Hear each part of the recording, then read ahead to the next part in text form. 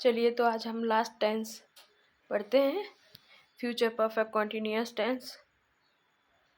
जैसे कि नाम से ही पता चल रहा है आपको, फ्यूचर का परफेक्ट कॉन्टिन्यूअस टेंस है। ये चौथे नंबर का टेंस है फ्यूचर का। और इसकी आइडेंटिफिकेशन क्या है?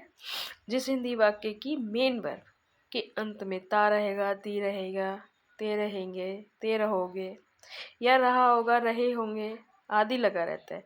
आपने कॉमनली देखा होगा कि रहा होगा, रहे होंगे ज़्यादा लगा रहता है, और साथ ही समय भी दिया होता है। ऐसी क्रिया का अनुवाद मतलब काम बताते हैं कि हम 2 दिन से कर रहे हैं, कब से कर रहे हैं, सुबह से कर रहे हैं। और ऐसे टेंस का जब हम ट्रांसलेशन करते हैं तो वो फ्यूचर परफेक्ट कॉन्टिन्यूअस टेंस में किया जाता है? जिसका रूल दिखने में इतना बड़ा है लेकिन इजी बहुत है। सब्जेक्ट के साथ या तो विल आएगा या शैल आएगा, वो हम देखेंगे कि सब्जेक्ट कौन सा पर्सन है, कितने नंबर का है। उसके साथ हैव बीन आएगा, वर्ब की फर्स्ट फॉर्म में आईएनजी आएगा। ऑब्जेक्ट होगा तो ऑब्जेक्ट आएगा, नहीं होगा तो अदर वर्ड आएगा। और फॉर या फ्रॉम प्लस टाइम आएगा। अब देखो बच्चों, आपने प्रेजेंट में और पास्ट में पढ़ा कि फॉर या सिंस आता है, लेकिन फ्यूचर में सिंस नहीं आता, क्योंकि फ्यूचर में कुछ भी चीज़ की श्योरिटी तो है नहीं ना, निश्चित नहीं है कुछ भी। तो यहाँ पर फॉर और फ्रॉम आता है। नॉर्मली तो हम फॉर ही यूज़ करते हैं, लेकिन अगर अकॉर्डिंग टू रूल जाए तो फ्रॉम भी यूज़ करते हैं। अब फॉर कहाँ यूज़ करते हैं? पीरियड ऑफ टाइम के लिए, 10 साल से, 12 साल से, इससे के लिए हम 2 दिन से के लिए फॉर यूज़ करते हैं। लेकिन पॉइंट ऑफ टाइम के लिए हम फ्रॉम यूज़ करते हैं। जैसे कि आगे आपको पता भी चलेगा जब मैंने एक्सरसाइज के एग्जांपल्स दिए हुए हैं। जैसे मॉर्निंग तो कहते हैं फ्रॉम मॉर्निंग, है ना। अब कहाँ आगे समझेंगे, सब कुछ यही समझ में तो आएगा नहीं रूल में, कि वह 10 दिनों से ये काम कर रहा होगा या 10 दिनों से ये काम करता रहा होगा। सेम मीनिंग रहेगी, ट्रांसलेशन सेम रहेगी। हिंदी में हम चाहे करता रहा होगा बोले या कर रहा होगा बोले। He will have been doing this work for 10 days। अब वह सुबह से पढ़ रही होगी या सुबह से पढ़ती रही होगी, ट्रांसलेशन सेम ही बनेगी। She will have been reading from morning. अब देखिए बेटा, ये मॉर्निंग क्या है, पॉइंट करके बता रहे हैं टाइम के लिए, और वो क्या है, 10 days पीरियड टाइम है, समय का एक दौर है, इतना टाइम तक ये है। अब मॉर्निंग में कंफर्म कर रहे हैं। अगर हम पास्ट और प्रेजेंट में बात करें तो मॉर्निंग से पहले हम सिंस लगाते हैं, लेकिन यहाँ पे हमने क्या लगाया, फ्रॉम लगाया। और इसमें आप एक बहुत ध्यान देना है कि विल या शैल के साथ हैव बीन का यूज़ करेंगे। विल या शैल के साथ हैव बीन का यूज़ करेंगे। जैसे हम 1 घंटे से पत्र लिख रहे होंगे, we shall have been writing आएगा बेटा, रिटन नहीं, writing letters for an hours. ठीक है। अब कौन से घंटे से लिख रहे हैं, तो पीरियड ऑफ टाइम है, ठीक है, पॉइंट ऑफ टाइम नहीं है। पॉइंट होता तो हम यहाँ पर फ्रॉम का यूज करते। अब ट्रांसलेशन करेंगे जब आप इनकी तो आपको पता रहेगा। जैसे ये है, वह 2010 से काम करती रहेगी, तो इसमें हम क्या लगाएंगे, फ्रॉम लगाएंगे, है ना।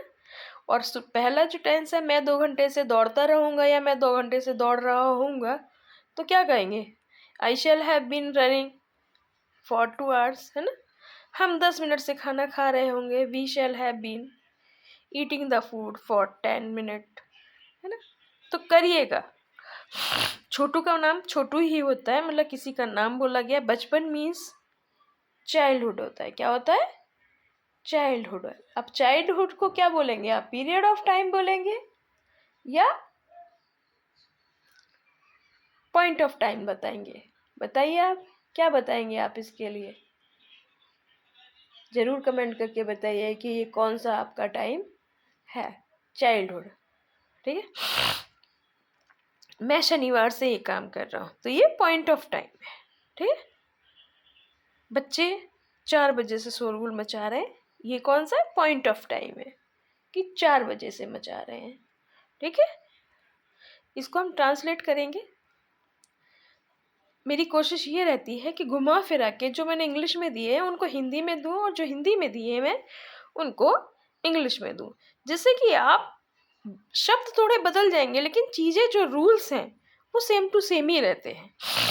तो आप अगर दोनों को ध्यान से पढ़ेंगे तो आपको समझ में आ जाएगा पीरियड ऑफ टाइम कहाँ है और पॉइंट ऑफ टाइम कहाँ पर है, हमें फॉर कहाँ यूज़ करना है और सिंस का फ्रॉम कहाँ यूज़ करना है, क्योंकि सिंस तो प्रेजेंट और पास्ट में ही यूज़ होता है, फ्यूचर में हम इसे यूज़ नहीं करते। जैसे the boy shall not, have नहीं है इसमें, shall not have been reading from morning, लड़का सुबह से नहीं पढ़ रहा होगा, है ना।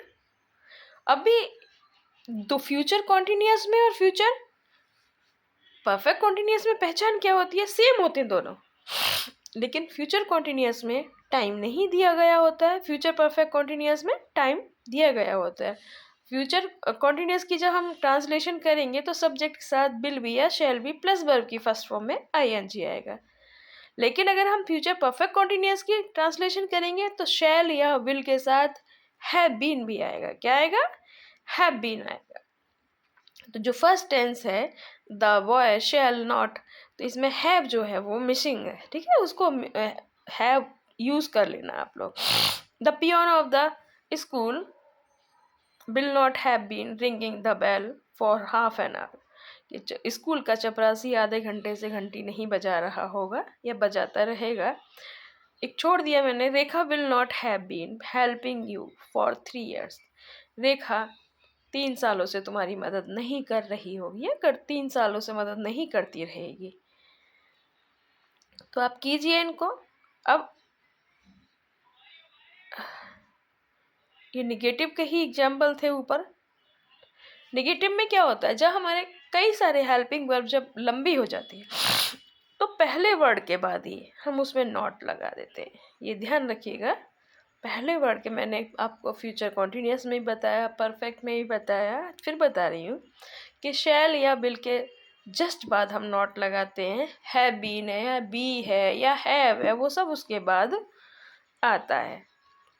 इनको जब आप ट्रांसलेट करेंगे तो आपको ये समझ में आएंगे, है ना।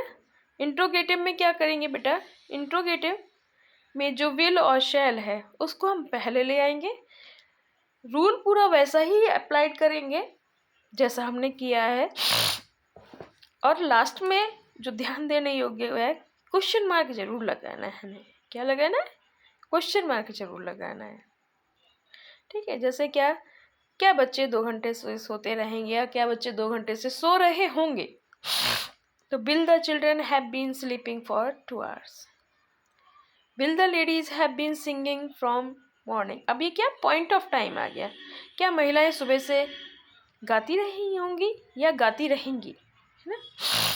तो ता रहेगी, ती रहेगी या रहा होगा, रही होगी, सेम मतलब है, ज़्यादा डिफरेंस नहीं है, ठीक है। अब हम इनको ट्रांसलेट करेंगे तो क्या बच्चे खेल रहे होंगे, तो आपको पता है कि विल कहाँ आएगा, शैल कहाँ आएगा। एक बार फिर बता देती हूँ, विल हमारा कब आता है, फर्स्ट पर्सन को छोड़ के सबके साथ विल आता है, आई और वी के साथ हमारा शैल आता है। लेकिन अगर मैंने बताया था फ्यूचर इंडेफिनिट टेंस में कि अवश्य शब्द आ जाए तो जिसके साथ विल आया होगा उसके साथ शैल आ जाएगा, और जिसके साथ शैल आया होगा उसके साथ विल आ जाएगा, ठीक है। करिए। इसके बाद जब हम करेंगे तो अभी तक आपने देखा 12 जो हमने वीडियो बनाई, 12 जो हमने पूरे चारों सेंटेंस डाले, यानी कौन कौन से, indefinite, continuous, perfect, perfect continuous, present के, पास्ट के और फ्यूचर के जो डाले हमने, उनमें हमने किसी में भी क्वेश्चन वर्ड का यूज़ नहीं किया है। किसका, अब क्वेश्चन वर्ड का यूज़ नहीं किया है तो जो नए बच्चे हैं जिनको नहीं पता कि क्वेश्चन वर्ड का यूज़ कैसे करना है, तो ये जो अगली वीडियो आ रही है, देखो बच्चों, एक मैं बात बताते बताते मुझे नज़र आ गई थर्ड सेंटेंस पे, will they have been vexing the poor for years. आप देखेंगे कि वैक्सिंग, एक तो पार्लर में वैक्सिंग होती है, लेकिन यहाँ पर है खून चूसना, क्या करना, शोषण करना उनका। उसकी स्पेलिंग में और इसकी स्पेलिंग में आप देखिए डिफरेंस है, ठीक है। तो इसका मतलब वो मत निकालिएगा जो पार्लर्स में वैक्सिंग होती है, ठीक है।